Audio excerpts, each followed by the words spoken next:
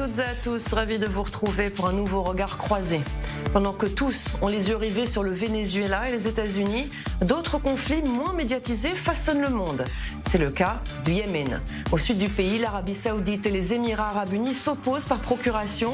Une guerre oubliée aux conséquences régionales et observée de très près par Israël.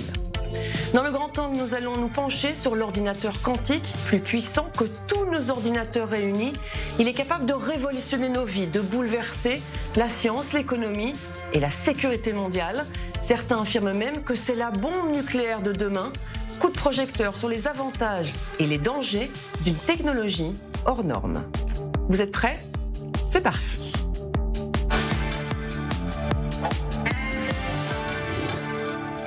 Quand on parle du Yémen, on pense immédiatement aux Houthis, aux missiles, à la mer Rouge, à l'Iran.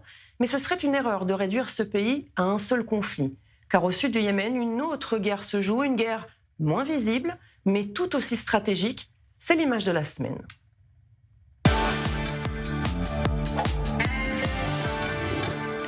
Cette image, ce sont des affrontements au sud du Yémen, des combats entre forces soutenues par les Émirats Arabes Unis et groupes proches de l'Arabie Saoudite. Deux pays alliés sur le papier, mais rivaux sur le terrain. On en parle avec Déborah Benayoun. Bonsoir Déborah. Le pays qui souffre déjà beaucoup doit faire face donc à un autre front. Oui, effectivement, l'alliance entre les deux monarchies du Golfe a finalement pris fin assez brutalement. Hier, on a appris que les troupes soutenues par l'Arabie Saoudite continuaient d'avancer dans la province d'Hadramout. Elles ont repris le contrôle de la ville portuaire de Moukalla. Aux forces soutenues par les Émirats Arabes Unis, ça se trouve donc dans le sud du Yémen. Il faut rappeler déjà que la semaine dernière, Riyad avait mené des frappes dans cette même ville portuaire de Moukalla pour viser une cargaison d'armes envoyée par Abu Dhabi aux forces séparatistes du Conseil de transition du Sud. Et ça va même encore plus loin puisque Riyad a exhorté Abu Dhabi à retirer ses forces du territoire.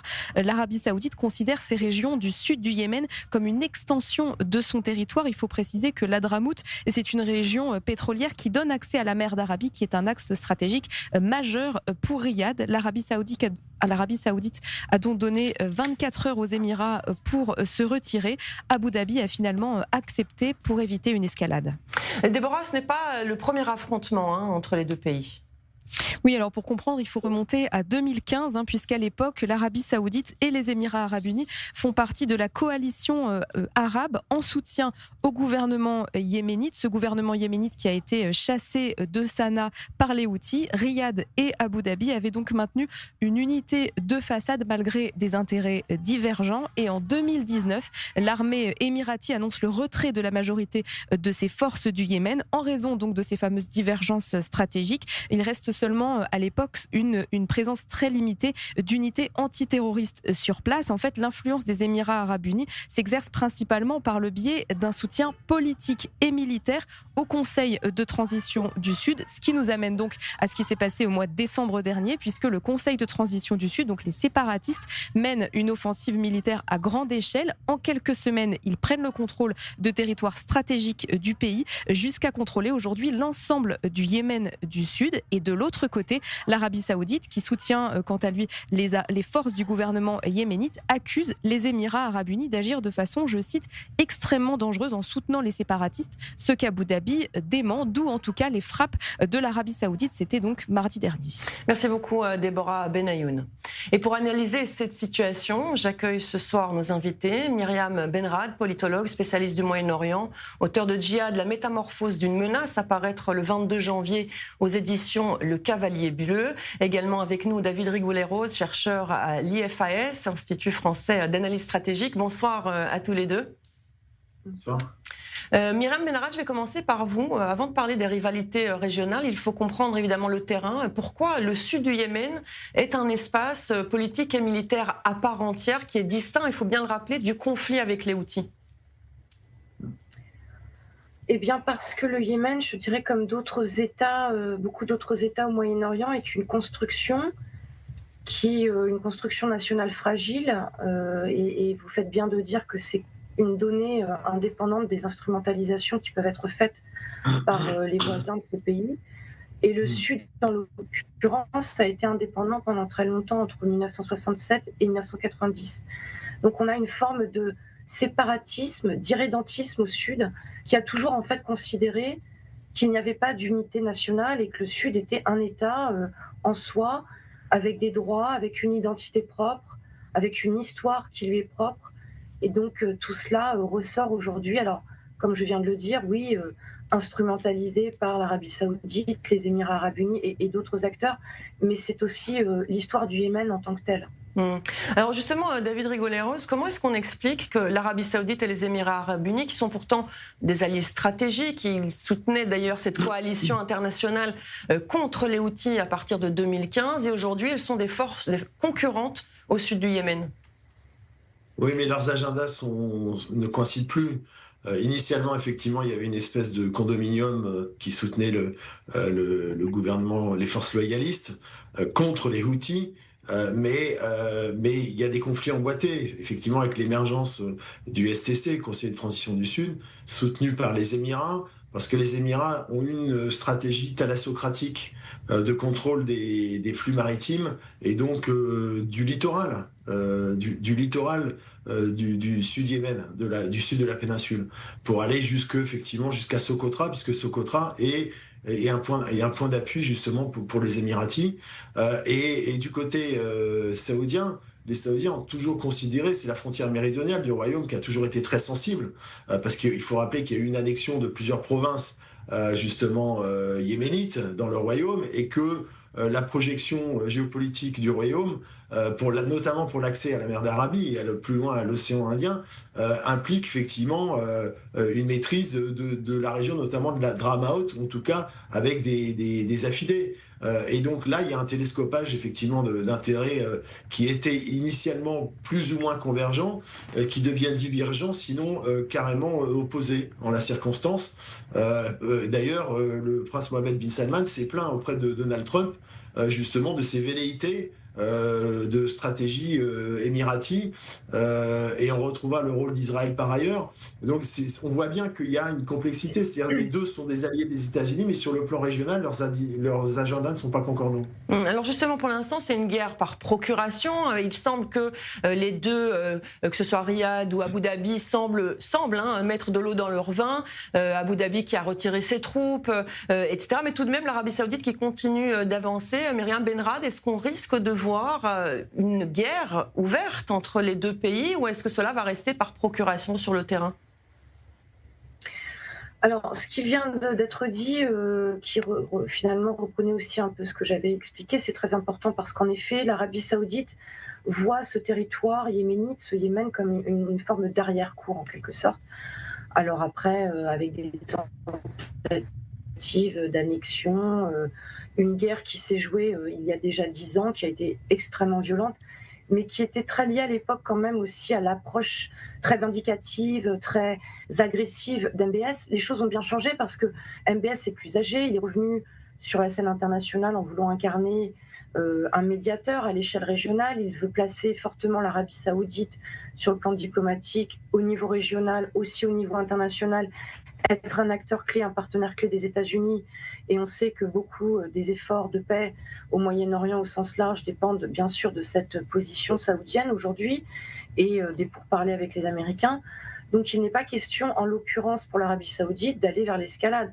Là, je pense qu'ils ont fait reculer les séparatistes. C'était le but, des frappes ciblées visant des capacités militaires, des stocks d'armes, un certain nombre d'infrastructures, les faire reculer, mais sans véritablement d'engrenage. Ça n'est absolument pas aujourd'hui l'optique du royaume qui tient à sa stabilité, qui veut la stabilité à ses frontières, qui veut la fin de la guerre au Proche-Orient, qui veut une stabilisation de la Syrie, qui a repris d'ailleurs aussi des relations diplomatiques, qui a de bons rapports avec l'Irak, alors que ça a été très compliqué pendant très longtemps. Donc là, voilà l'approche, je dirais, qui est celle du royaume, sur fond d'un développement économique avec la vision 2030, d'une économie qui est de plus en plus technologique, qui veut passer des partenariats avec un certain nombre de pays, y compris Israël idéalement. Et donc, si vous voulez, ça n'est pas dans l'optique des Saoudiens, mais cela étant, pour finir, le Yémen reste une épine dans le pied des Saoudiens et d'ailleurs d'autres États de la région, parce qu'on n'arrive pas à en voir la fin. On voit l'implosion, en fait, encore une fois, d'une construction nationale qui n'en a jamais vraiment été une. Mais ça n'est pas simplement le problème du Yémen, c'est le problème de beaucoup d'États au Moyen-Orient aujourd'hui. Effectivement, et puis ce conflit au Yémen, au sud du Yémen, ne se joue pas seulement par procuration. Il n'y a pas uniquement les Émirats arabes unis et l'Arabie saoudite. Les acteurs locaux ont leurs propres objectifs et ils le disent désormais ouvertement. C'est notre prise de vue.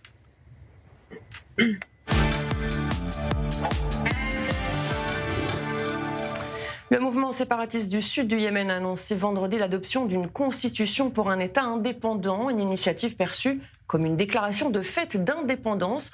Le Conseil de transition du Sud, soutenu par les Émirats arabes unis, a appelé les autres factions yéménites à accepter cette démarche. On écoute son président.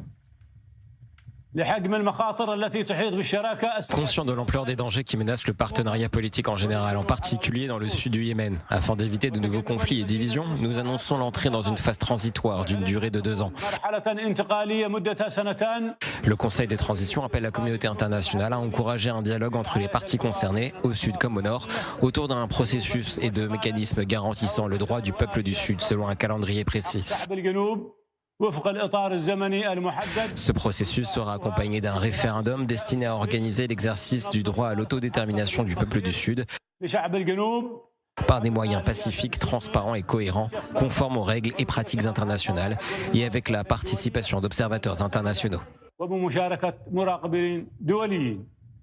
Myriam Benrad et David Rigoleros, vous êtes toujours avec nous. Cet appel à l'indépendance du Sud Yémen, est-ce que c'est un discours de mobilisation ou un projet politique crédible à moyen terme, David Rigoleros ? Il est crédible. C'est-à-dire qu'initialement, le Conseil de transition du Sud était dans une logique autonomiste, mais de plus en plus sécessionniste. Ça recoupe Myriam Benrad l'a évoqué, ça recoupe effectivement une entité qui a existé avant la réunification, plus ou moins contrainte d'ailleurs en 1990, puisqu'il y avait un État du Yémen du Sud après la colonisation britannique, entre 1967 et 1990, une réunification qui s'était faite plutôt au profit des nordistes et donc qui avait été mal vécue par les sudistes, qui considéraient qu'ils étaient lésés par le processus de réunification. Et donc aujourd'hui, on retrouve des vieilles coupures, des vieilles fractures, mais qui se superposent, qui s'agrègent à de nouveaux agendas politiques qui, eux, n'existaient pas à l'époque, et qui sont ceux des acteurs extérieurs qui viennent parasiter effectivement la situation. Donc on voit qu'il y a un télescopage, une superposition de plusieurs éléments. Alors justement, Myriam Benrad, est-ce que ce serait la solution qu'il y ait plusieurs Yémen divisés, fragmentés, mais indépendants les uns des autres, ou ce n'est pas quelque chose qui soit acceptable, notamment pour les puissances régionales ? Alors c'est une question très complexe parce que là, par exemple, cette histoire d'une constitution, elle me rappelle ce qui s'est passé au moment de la nouvelle constitution adoptée par l'Irak en 2005, puisque c'est quand même aussi... l'Irak a été un peu le laboratoire de ces États-nations faillis qui essaient de se recomposer. Et c'est vrai que la question constitutionnelle, on n'en parle pas beaucoup, mais elle est fondamentale parce que c'est ce qui détermine l'organisation de ces pays qui ont connu des guerres civiles, des grandes phases de violence, qui se sont fragmentés, décomposés, qui sont en quête d'une solution de paix, d'une réconciliation. Alors est-ce qu'on va vers un modèle de dévolution fédérale ? Est-ce qu'on va vers une sécession des provinces du Sud, en effet, comme l'a souligné David Rigoleros ? Est-ce qu'on arrive à un pacte, un consensus national ? Et puis il y a la question de la rente pétrolière quand même, des ressources pétrolières, qui est fondamentale, parce que vous vous doutez bien que dans le Sud, une des raisons des rancœurs en fait, qui ont été accumulées, c'est lié à la gestion de la rente, au revenu de la rente pétrolière. Donc ça porte aussi beaucoup ces histoires sur les ressources. On n'en parle pas énormément de l'économie politique de ces conflits, mais c'est quand même un aspect fondamental. Les questions communautaires, identitaires, l'histoire politique, mais rien n'est joué. Mais alors, est-ce que si le Sud va vers l'adoption d'une constitution, est-ce que ça peut paradoxalement entraîner un processus de règlement du conflit ? On peut prendre les choses aussi de cette manière. Maintenant, concernant les États voisins, on est sur une ambivalence. Des États qui appellent aujourd'hui à l'unité du Yémen formellement et qui, vous venez de le voir avec cette nouvelle séquence, instrumentalisent les différents acteurs à leur profit, ce qui ne va bien sûr pas dans le sens d'une pacification du Yémen de l'intérieur. Effectivement. Et puis, on n'a pas encore parlé d'un acteur, c'est Israël. Alors, il n'est pas partie prenante officiellement du conflit, dans le sud en tout cas du pays, mais il ne peut pas se permettre de l'ignorer. Route maritime, mer Rouge, Bab el-Mandeb, nouveaux équilibres régionaux. On va tenter de comprendre la lecture israélienne de cette situation avec l'œil de l'expert.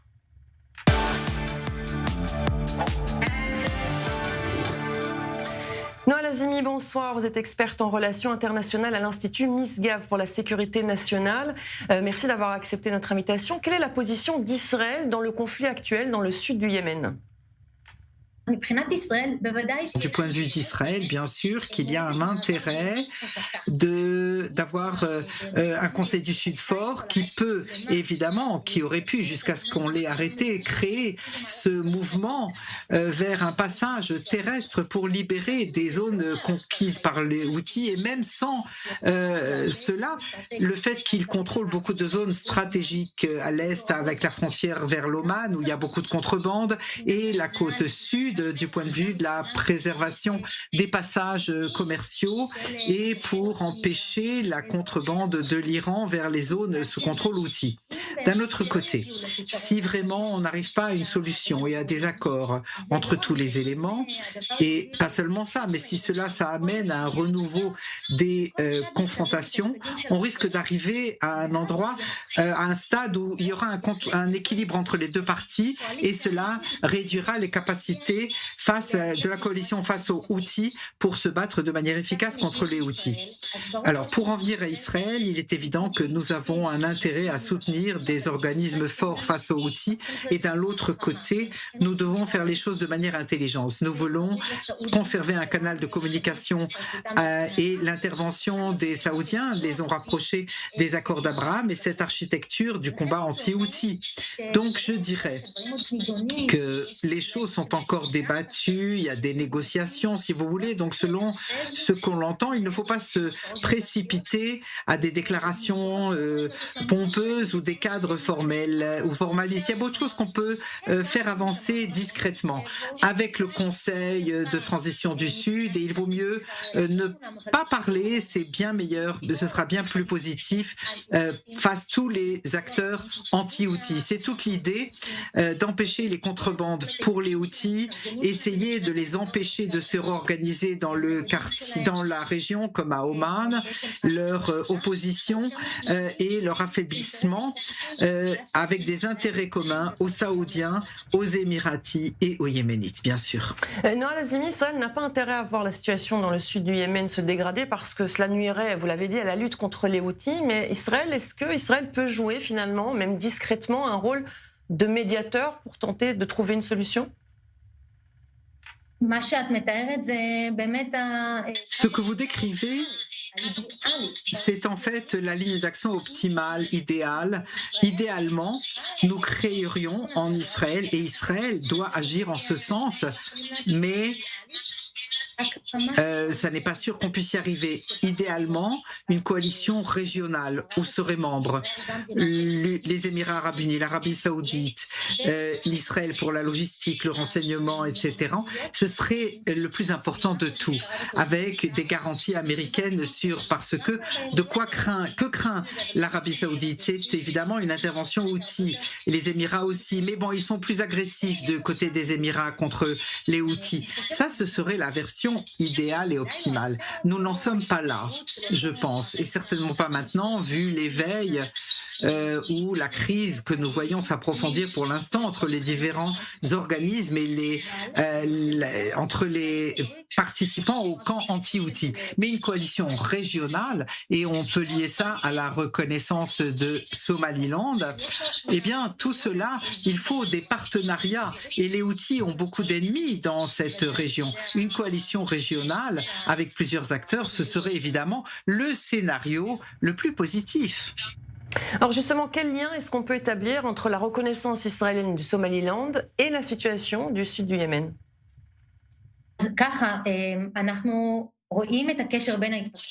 Nous voyons le lien entre les différents scénarios. La reconnaissance du Somaliland pour Israël, cela permet d'avoir un confort opérationnel face aux Houthis.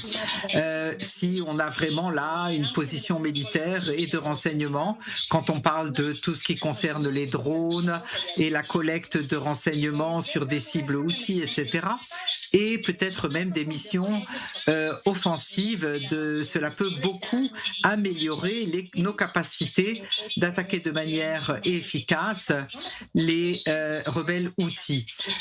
Donc la présence dans la Corne d'Afrique, qui est essentielle d'un point de vue stratégique, et c'est en rapport avec les développements au Yémen du Sud, parce qu'on voit aussi donc ce Conseil de transition du Sud face aux Houthis, on voit donc tous ces acteurs qui pourraient mettre en place ici une coalition régionale importante contre les Houthis. Cela dépend aussi bien sûr d'accords que nous espérons pouvoir obtenir entre l'Arabie Saoudite, les Émirats, en prenant en compte les intérêts yéménites. Mais le potentiel est énorme, en particulier parce qu'Israël maintenant peut se rapprocher de l'arène et être plus efficace encore. Merci beaucoup Noa Lazimi de nous avoir consacré ces quelques minutes sur i24 News. Je reviens vers vous, Myriam Benrad et David Rigolet-Rose. On entend, Israël, pour l'instant, se fait plutôt discret sur le dossier du sud du Yémen. Mais est-ce que Israël a une certaine marge de manœuvre ou a plutôt intérêt à rester en recul? On va commencer par vous, David Rigolet-Rose. Il y a une discrétion, mais ça ne signifie pas qu'il n'y a pas un intérêt majeur. Parce qu'il y a une projection sécuritaire au niveau de la mer Rouge, avec l'idée, comme dans le prolongement ce qui vient d'être dit, d'une potentielle alliance de revers pour isoler les Houthis, qui est le dernier proxy vraiment actif pour l'instant de Téhéran. Et ça passe effectivement, la reconnaissance du Somaliland fin décembre 2025 est un élément central, puisque c'est en face du détroit de Bab el-Mandeb, donc c'est un accès sur la mer Rouge. Ça permet effectivement des contacts, et puis surtout, il y a un axe un plus ou moins informel qui est en train de se constituer entre l'Éthiopie, justement, Israël et les Émirats. On connaît les liens entre les Émirats et Israël, justement, stratégiques et sécuritaires. Et donc, on retrouve effectivement des éléments qui sont très importants, puisque ça permet notamment par une projection géopolitique et stratégique d'Israël, à partir du Somaliland, 1450 km au lieu de 2700 s'il fallait partir envoyer générer des frappes depuis Israël. Donc c'est une manière effectivement de prendre un point d'appui dans le sud de la péninsule et de constituer effectivement une espèce de trilatéral. Et donc le problème qui était évoqué précédemment, c'est que il y a des contradictions entre les agendas saoudiens et émiratis qui parasitent en fait la constitution de cette alliance en question. Myriam Benrad, Noa Lazimi nous disait juste à présent, juste il y a quelques instants, qu'Israël devait rester discret, mais pouvait agir d'une manière plus discrète, justement, mais agir tout de même. Justement, quelles sont ces actions, ces initiatives discrètes qu'Israël pourrait mener pour tenter de stabiliser le sud du Yémen? C'est dans son intérêt, évidemment. Je dirais qu'Israël là, est dans un voisinage périphérique. Ça n'est pas le voisinage immédiat libanais, le voisinage syrien, le voisinage égyptien, jordanien. On est quand même à la périphérie du Moyen-Orient, donc c'est vrai que c'est un peu plus complexe. Mais en fait, pour le moment, on voit Israël, comme d'autres acteurs, naviguer à travers des alliances qui sont très changeantes. Au cours des 2 dernières années, je pense qu'on a quand même vu à quel point le Moyen-Orient a été redessiné, avec en effet des intérêts stratégiques sécuritaires partagés, notamment continuer d'affaiblir l'Iran, les capacités de l'Iran qui est perçu comme l'adversaire existentiel dans cette région, que d'autres États ont aussi un intérêt à affaiblir. Donc ces alliances aujourd'hui se forment autour de ces considérations. Mais je pense qu'il y a quand même du côté israélien une vision pour une stabilité retrouvée dans la région, pour tenter de soutenir des processus de reconstruction étatique, économique, parce que je pense que le 7 octobre a quand même aussi fait prendre conscience aux Israéliens, mais comme à beaucoup d'autres dans cette région, qu'on ne peut pas rester non plus perpétuellement sur ces crises incessantes, ces conflits irrésolus, et qu'il faut trouver aujourd'hui des arrangements politiques qui soient acceptables par le plus grand nombre. Merci en tout cas Myriam Benrad et David Rigoleros d'avoir joué le jeu de regard croisé. Je retiendrai de ces derniers échanges sur Israël qu'Israël n'est pas un acteur de ce conflit, mais il ne peut pas se permettre d'en être un simple spectateur. Merci beaucoup à tous les deux. Merci. On marque une courte pause, on se retrouve juste après pour parler de l'ordinateur quantique, plus puissant que tous nos ordinateurs réunis. Il pourrait révolutionner nos vies, mais aussi fragiliser nos États. Ce sera dans un instant.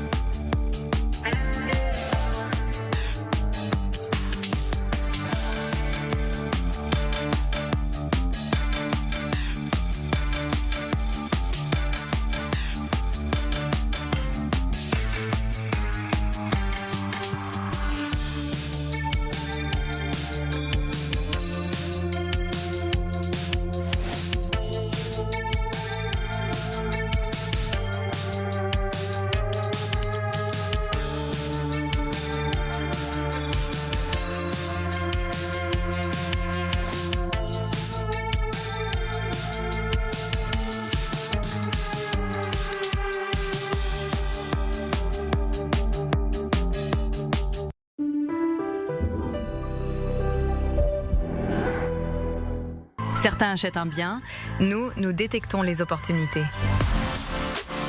David Jamy Group, l'expérience au service de ceux qui veulent investir autrement.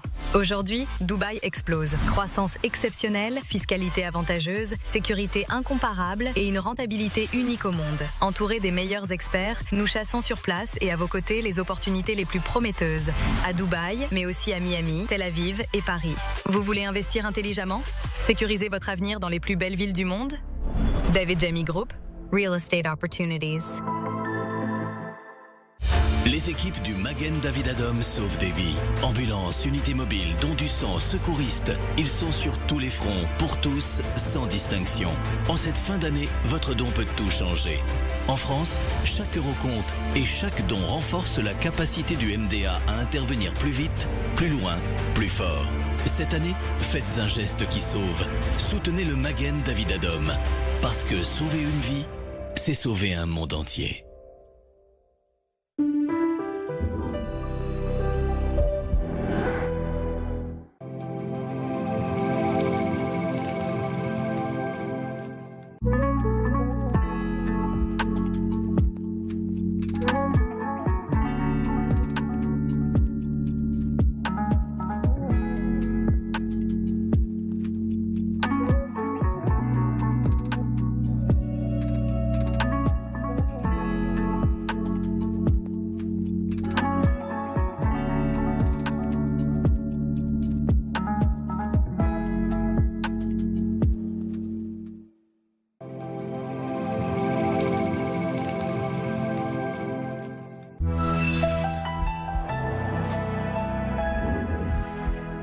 Chaque semaine, retrouvez le meilleur des 4 chaînes réunies dans une seule émission. Le point d'abord en images. More details in this report.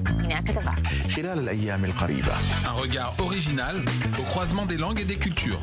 Le magazine de la rédaction, c'est le meilleur d'i24 News, sélectionné pour vous. Tous les jeudis sur i24 News.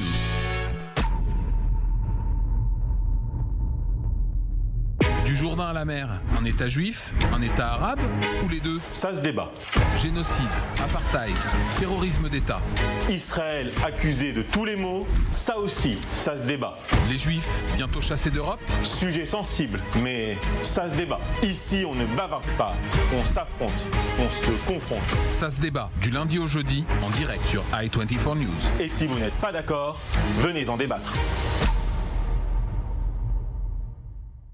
Innovation est de retour sur i24 News. Chaque semaine, nous vous emmènerons à la découverte de celles et ceux qui font demain, ici, au cœur de la Startup Nation. Santé, mobilité, culture, agriculture, ici l'innovation n'est pas un mot-clé, c'est un mode de vie. Innovation, c'est le rendez-vous des idées qui osent et qui fonctionnent. Rendez-vous chaque semaine pour découvrir ensemble les coulisses de l'innovation Made in Israël. Innovation, tous les mardis sur i24 News. Besoin d'être toujours connecté à l'actualité? Découvrez ou redécouvrez notre site i24news.tv. Retrouvez tous les articles, toutes les interviews et tous les lives à chaque instant sur notre site. Alors pourquoi attendre? Téléchargez dès maintenant l'application i24 News. Le cœur du nouveau Moyen-Orient, sur i24 News.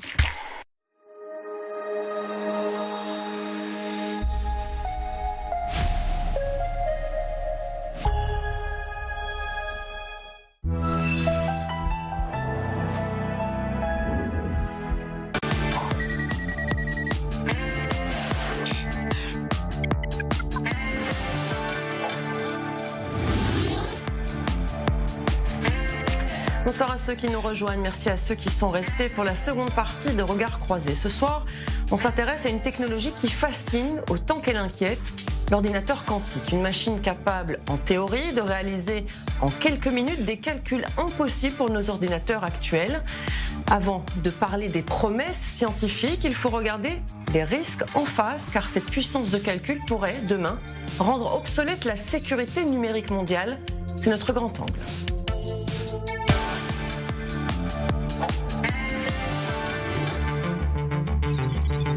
אז כל הצפנה היום על פני כדור הארץ היא הצפנה חסרת משמעות? אני מאמין שכן. המילה סוד לא קיימת יותר. הכל נמצא תחת איום, איום מוחשי, ברור ומיידי. ההשלכות הן חסרות תקדים בגודל שלהם. זה ערעור מוחלט של כל הביטחון העצמי שיש לנו במידע שאותו אנחנו מייצרים. אנחנו לקראת צונאמי דיגיטלי שיכול פשוט להפוך את העולם. אנחנו נמצאים בתוך אירוע אולי הגדול ביותר שאי פעם האנושות ראתה מבחינה של הקיום שלנו בעולם הדיגיטלי. Imaginez que vous vous réveillez un matin dans le scénario suivant. Pas d'électricité, pas d'eau au robinet, pas de communication, pas de dôme de fer, pas de flèches, tout est désactivé. Et l'Iran commence une attaque. Et au fait, votre compte bancaire a été piraté et tout y a été volé. Il s'avère que ce n'est pas un scénario imaginaire. Des responsables de la sécurité nationale dans le passé et des experts internationaux révéleront dans les minutes qui suivent le plus grand danger, selon eux, pour l'humanité en général et pour Israël en particulier, l'ordinateur Quant. Mais c'est précisément cette puissance positive qui transforme l'ordinateur quantique en la plus grande menace pour la sécurité nationale et l'économie. כדי להבהיר את הדבר הזה שנקרא תורת הקוונטים לבן אדם מהשורה רגיל, ייקח כל כך הרבה זמן שרוב הסיכויים שיגיד לך אני לא מבין כלום וימשיך הלאה. היום כשאתה שואל אנשים קוונטי, אומר את המילה קוונטי, אנשים מסתכלים בעיניים מזוגגות, לא כל כך מבינים על מה אתה מדבר. בקרוב מאוד, אני חושש שכולם יבינו ולא כל כך בקטע טוב. במקום לפרוט סיסמה, תו אחרי תו אחרי תו, 001, 002, 003, הוא עושה את כל הקומבינציות ברגע אחד. טריליונים של קומבינציות. הכל קורס ברגע אחד בדיוק לתשובה הנכונה. כפי שהוא יודע לבוא ולפרוץ למעשה כל צופן, הוא יודע למעשה לשנות כל חוזה, לשנות כל פיסת דאטה, לשנות כל ידיעה שמשודרת ולהפוך אותה למעשה לידיעה שקרית. המשמעות של המחשוב בקוונטום הוא המשמעות של הפצצה על הירושימה ונגסקי. פה מדובר על פצצה דיגיטלית, פצצת אטום דיגיטלית. אנחנו מדברים על אירוע שכולם יישארו, אבל בלי כלום. ברגע שכל זה יהיה פרוץ, חשוף ומותקף, אחת המעצמות הראשונה שתעשה את זה, כנראה שהשנייה תצטרף גם, ואז שוב האנושות, כמו ב-1945, היא כבר לא תראה אותו דבר. Essentially, the way a quantum computer works, a problem that would take thousands of years for every computer on Earth to solve, it can solve in a second. Le quantique referme les secrets de l'espace et du temps. Celui qui le contrôlera pourra réécrire le passé, façonner l'avenir et peut-être, le plus effrayant de tout, contrôler le présent. Et combiné aux capacités de l'intelligence artificielle, vous ne pourrez plus faire confiance à rien de ce que vous verrez. C'est Matrix en version totale. הנקודה הכי דרמטית שיש בעולם היום היא אמינות. העובדות שאנחנו רואים אצלך בטלוויזיה, היום היכולת לשבש את זה היא עצומה. איך מוודאים שמה שנשלח, המקור, שווה בדיוק למה שהתקבל. תחשבו לרגע אחד שמחר בבוקר מועמד לראש ממשלה, 24 שעות לפני הבחירות, יעשה סרטון שלו שהוא אומר דברים שמסוגלים להרוס אותו. הדבר הזה היום הוא מעשי, והוא הופך להיות יותר ויותר מתוחכם מיום ליום. קח לדוגמה את הנושא של שטרות מטען, בספנות, בשילוחים בינלאומיים. זה בעצם התעודת משלוח של ספינה. מאיפה, מה יש באונייה ולאן זה מגיע. עכשיו תאר לעצמך שהספינה עוצרת במקום חשאי, לא יודע, אצל החות'ים, מעמיסה מטען רדיואקטיבי, חומר בקיע או אפילו מטען ממש שיכול להתפוצץ, בשקט בלי לדווח ומפליגה הלאה. רק מה? מישהו מזייף את שטר המטען, שהיום הוא יחסית קל לזיוף, ולכן כשהספינה מגיעה למערב, אף אחד לא יחשוד, אף אחד לא יבדוק אם יש שם עכשיו מטען גרעיני, רדיואקטיבי או כל דבר אחר שיכול לסכן המונים. אני לא בטוח שאני לא אגלה שהבית שלי הוא כבר לא שלי, כי מישהו שינה את החתימות בטאבו ולקח לי את הנכס. בוא ניקח אירוע כמו דובר צה"ל. דובר צה"ל מודיע הודעה, כרגע תיכנסו למקלטים. ומחשב קוונטי בידיים של האויב, מוציא הודעה, אפשר לצאת מהמקלטים. למי אתה מאמין? זה העוצמה של מחשב קוונטי. 70,000 טילים איראנים נמצאים בדרכם לישראל, נא להיכנס למקלטים ולא לצאת עד הודעה חדשה. Si nous avions un ordinateur quantique, nous pourrions encoder la vidéo comme si elle avait été envoyée directement depuis les ordinateurs du bâtiment du porte-parole de Tsahal à Tel Aviv. Ainsi, même le spécialiste cyber le plus sophistiqué serait désemparé et le chaos serait total. À ce stade, rejoint notre conversation le professeur Chuck Brooks, expert mondial en cybersécurité de l'université de Georgetown à Washington. Il a conseillé 2 présidents sur les questions technologiques et travaillé au département d'État américain. There's a scenario called Q-Day, which a few years ago was looked at in the distant future, but now is taken very seriously. And if that does happen, basically all the data that's been stolen, and there's been lots of it, including clearances from OPM and other places, and documents that can't be decrypted yet, will be decrypted. So whoever gets that's what's called quantum supremacy. Simplifions cela. Imaginez que vous entrez dans un labyrinthe et que vous devez en sortir de l'autre côté. Si vous étiez un ordinateur classique, vous essayeriez un chemin, heurteriez un mur, reviendriez en arrière et tenteriez un autre chemin. Si vous étiez un ordinateur quantique, vous pourriez vous diviser et emprunter tous les chemins en même temps, ce qui vous permettrait de trouver la sortie presque instantanément. Ces experts ont compris le potentiel du risque et ont créé une initiative basée sur une technologie innovante qui bloque même l'unique sortie du labyrinthe. The problem is quantum-resistant algorithms are not enough, because if they're based on the same patterns of using numbers, they're eventually going to be decrypted. ברגע שהמתמטיקה הזאת נפרצת, אין סודות יותר בעולם. So you're really creating a new paradigm in encryption that a quantum computer can't break, artificial intelligence can't break. So it's really a new way of doing encryption. ישראל היא מעצמת סייבר. את זה ניתן וצריך לעשות גם בתחום הקוונטי והעמידות הקוונטית. Israel has been the leader in innovation in many ways, and this is a thinking out of the box kind of technology that approaches something completely different than anyone would do before. La course au quantique déterminera l'équilibre des pouvoirs au XXIe siècle.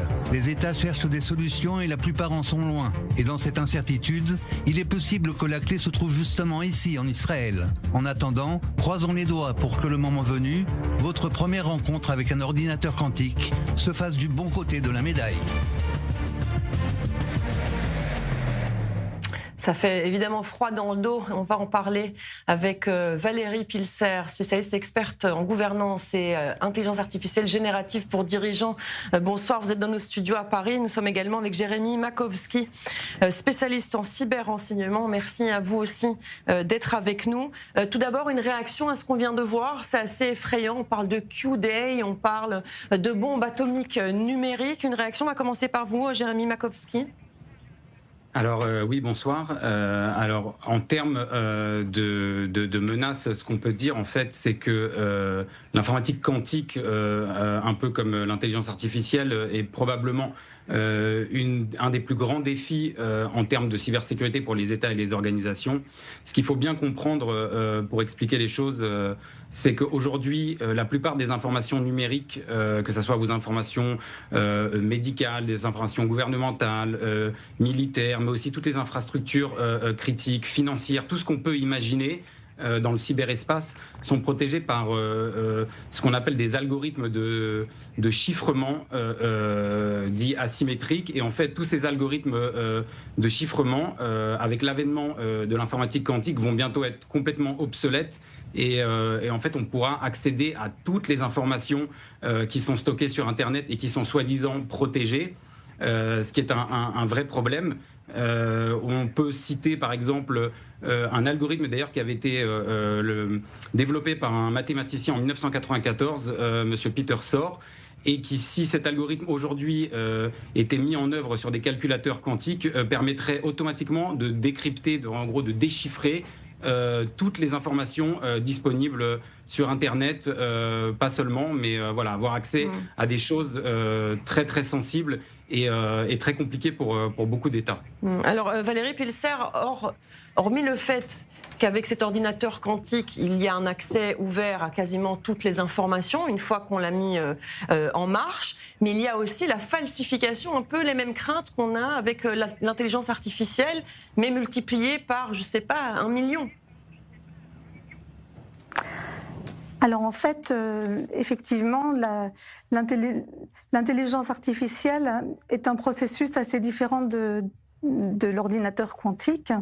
Et l'ordinateur quantique, ce qu'il permet, c'est finalement de ne pas, de rompre le cryptage et donc d'empêcher finalement le fait qu'on puisse valider la provenance d'une information.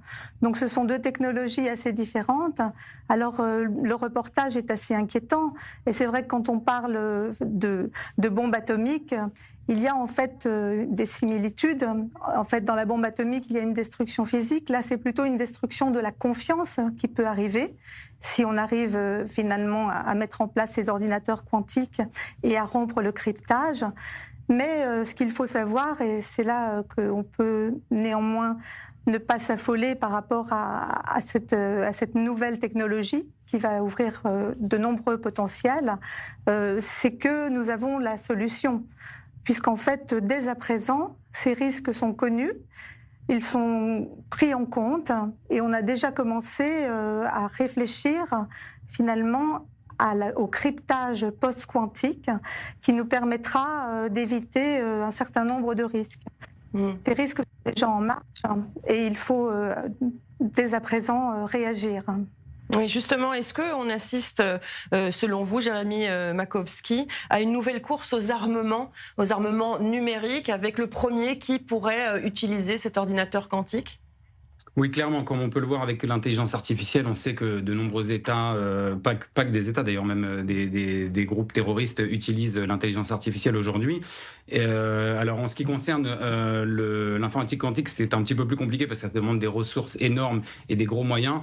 On sait que de nombreux États sont déjà dans cette course. On peut citer les États-Unis, forcément, la Chine, qui en a fait d'ailleurs même une de ses stratégies en matière de sécurité nationale, mais aussi le Royaume-Uni ou l'Union européenne. En fait, toutes ces puissances développent des ordinateurs quantiques dans un but. Alors, en soi plutôt positif, mais aussi ça peut être utilisé à des fins, on va dire, un peu plus offensives.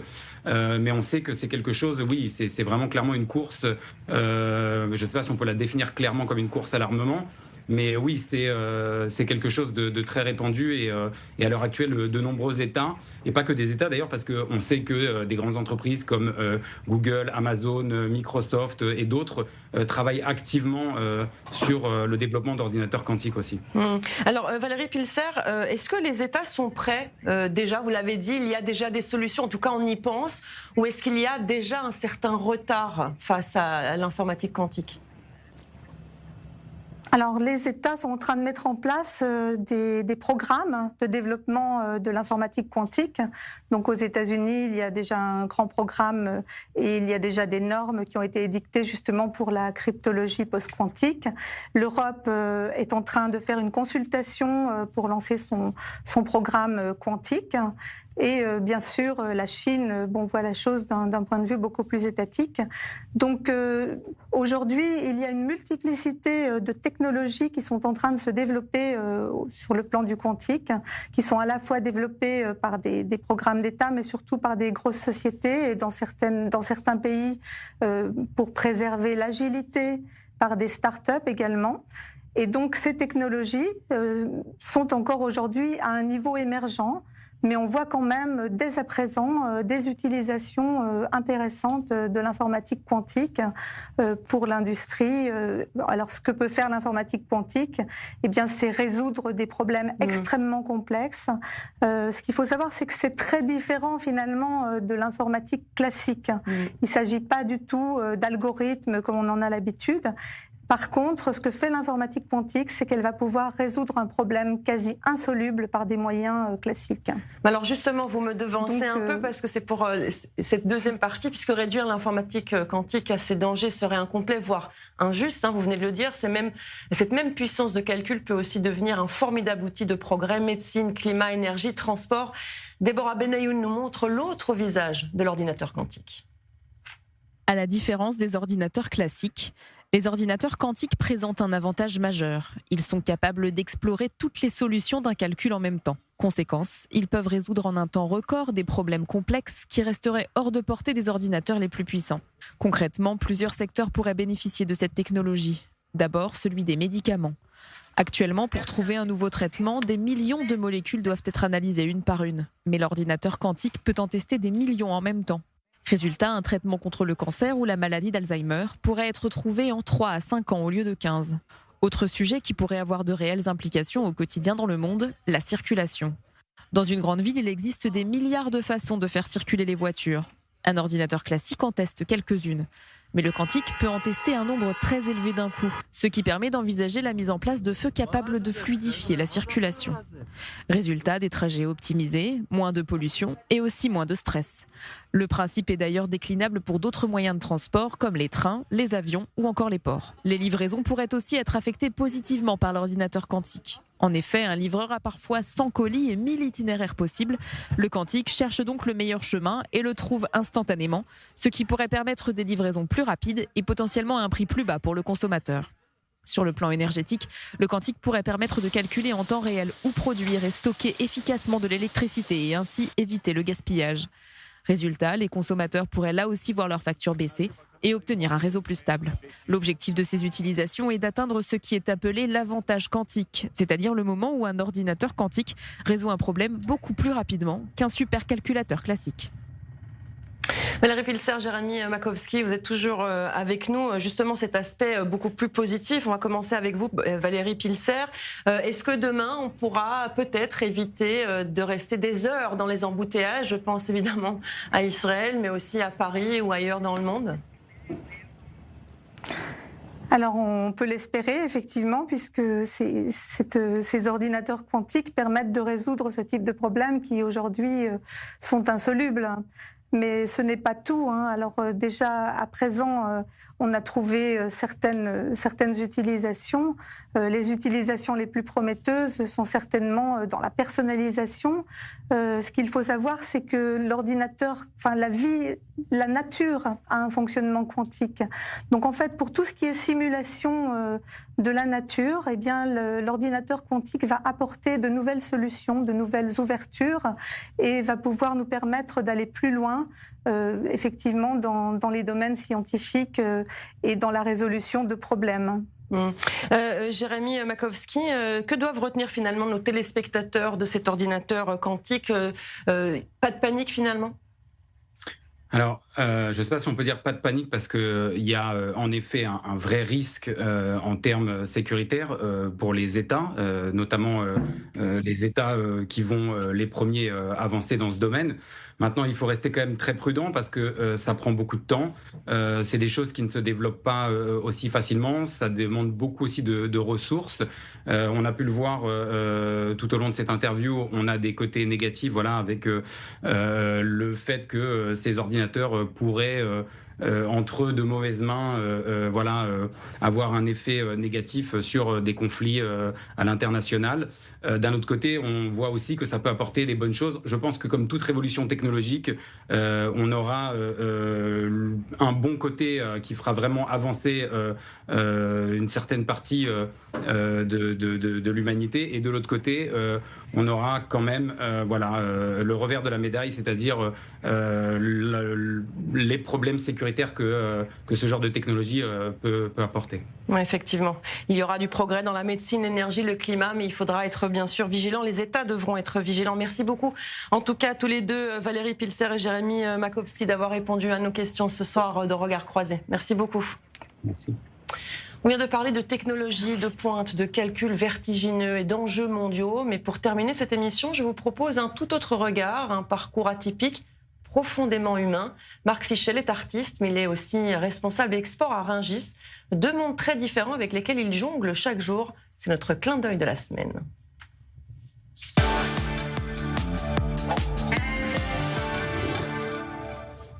Marc Fischel, bonsoir. Merci d'avoir accepté de répondre à nos questions. Alors, vous avez une vie très ancrée dans le marché de Rungis. Vous vous levez à 3h du matin, mais vous êtes aussi artiste musicien. Vous chantez ce que vous vivez finalement. Comment est-ce que vous parvenez à conjuguer les deux mondes ? En fait, l'un est un vase communicant avec l'autre. En effet, tous les matins à 3h du matin, je suis à Rungis et j'ai même monté ma société. On est 3 associés. Bruno, Sébastien et moi, pour ne pas les citer, voilà, ce sont mes 3 collègues. Et donc, tous les matins, on exporte des pommes de terre, on vend des pommes de terre sur le marché de gros. Et à côté de ça, j'ai toujours aimé la musique, j'ai toujours fait la musique étant gosse. Et en fait, ce marché est un vrai théâtre, il est inspirant. Et grâce à ces marchés, j'ai plein de chansons qui se bousculent dans ma tête, je suis autodidacte, je ne sais pas lire la musique. Et c'est ce marché qui m'a inspiré, qui a donné l'idée à ma manageuse, qui est ma femme, Maggie, d'écrire le spectacle dans lequel je joue actuellement, qui est un seul en scène, où je raconte ma vie depuis 27 ans au Halles, en musique et en anecdotes, et j'improvise, alors c'est le petit plus, j'improvise des chansons avec le public. Vous montez donc sur scène le 18 janvier, vous l'avez dit, ça chante comme ça vient, c'est le nom du spectacle, un spectacle où vous improvisez avec le public, vous parlez de pommes de terre, de Rungis, mais aussi de votre vie d'artiste. Expliquez-nous comment ça marche. On se nourrit, exactement, on se nourrit l'un à l'autre, et en fait, il y a des thèmes au fil du seul en scène, et à un moment, j'aborde le thème de la gastronomie, par exemple, et je leur demande des mots, n'importe quel mot, je ne sais pas du tout ce qu'ils vont dire, il n'y a rien qui est triché. Tout est fait en direct live, et au moment où j'entends des mots, en fait, quand j'entends des mots, pour moi, j'entends des sons. Et les sons, c'est quoi ? C'est des notes de musique. Et que fait-on avec des notes de musique ? On improvise de jolies chansons. Voilà. Et je prends leurs mots, je pose les mots tout de suite sur des accords, et en fait, j'écris une chanson en direct live. Alors, ça peut sembler loufoque, mais en fait, ça se bouscule dans ma tête. Et quand j'entends, par exemple, le mot bateau, je dis un exemple, pour moi, c'est bateau. Et ça fait une mélodie. Voilà. Donc vous inventez des chansons au fur et à mesure du spectacle. Est-ce que vous vous imaginiez, quand vous étiez plus jeune, quand vous étiez petit, est-ce que vous vous imaginez dans cette vie que vous menez aujourd'hui, presque une double vie finalement ? Alors, une double vie, j'en sais rien, mais en fait, mon rêve, mes parents souhaitaient que je fasse des études, donc j'en ai fait. Mais mon rêve interne, c'était des chefs de village au Club Méditerranée. Je ne souhaitais pas du tout être ni directeur export, ni monter ma boîte. Je voulais travailler au Club Med. Et mon rêve fut exaucé. J'ai été géo Club Med. Je l'ai fait pendant 4 ans quand même, 4 étés. Mais quand j'ai annoncé tout doucement à mes parents que je voulais être chef de village au Club Méditerranée, ça a été un clash international. Quand vous avez des parents qui veulent que vous réussissiez, que vous travailliez, que vous fassiez une école de commerce, en plus des parents juifs ashkénazes, c'est un concept, c'est un monde parallèle. Je leur ai donné des mots de tête. D'ailleurs, je ne vais pas vous l'apprendre, vous savez ce qu'on dit des Ashkénazes. Pourquoi ils ne prennent pas de Doliprane ? Parce que ça soulage. Comment allier ses études avec sa passion pour la chanson? Est-ce qu'il y a quelque chose, Marc Fichel, que vous voudriez dire à ceux qui nous regardent en ce moment, à part évidemment de venir vous voir dans ce spectacle de 18 janvier à Paris? Oui, ce spectacle traite de plusieurs sujets. D'abord, le premier sujet, c'est l'Halles de Rungis. Souvent, vous savez, on parle de musique et à la fin de chaque concert que j'ai fait ou chaque interview télé ou chaque interview radio, on pose autant de questions sur les pommes de terre que sur la musique. Quelles pommes de terre on peut utiliser pour la purée, pour le gratin, pour les frites? Et en fait, ce spectacle parle de ces solutions. Je donne des solutions aux gens, que ce soit des hommes et des femmes. Mais ce spectacle, et c'est très important pour moi, traite du vivre ensemble et du melting pot POTES. À Rungis, on a toutes les communautés. Et on arrive à travailler ensemble. Pourquoi on n'y arriverait pas au niveau d'un État? J'ai pas la solution, mais en tout cas, j'ai la question. Et il y a un respect entre chacun. Et le premier respect, c'est le respect du travail. On se lève tous très tôt. Donc on est là pour travailler et pour travailler ensemble. Merci beaucoup Marc Fichel. Je rappelle donc que votre spectacle, c'est le 18 janvier au studio Héberto à Paris. J'invite évidemment les téléspectateurs à aller vous retrouver puisque vous parlez là-bas de Rungis, de la vie à Rungis, la vie difficile. Hein. Vous levez à 3 h du matin, mais aussi de votre vie d'artiste. Vous chantez et vous créez des chansons en présence des spectateurs qui viennent vous applaudir. Et puis peut-être que s'ils font un tour à Rungis, ils peuvent venir aussi vous dire bonjour sur place au marché là-bas. Merci beaucoup Marc Fichel de nous avoir consacré ces quelques minutes dans le clin d'œil de Regards Croisés. Merci beaucoup. Voilà, c'est la fin de Regards Croisés pour cette semaine. Merci de nous avoir accompagnés. Merci à toutes les équipes devant et derrière la caméra, sans lesquelles cette émission n'aurait pas vu le jour. Dans un instant, le journal est signé Dror et Ben Sapir. Nous, on se retrouve la semaine prochaine, même heure, même antenne. En attendant, prenez soin de vous et de ceux que vous aimez. Excellente soirée sur i24 News.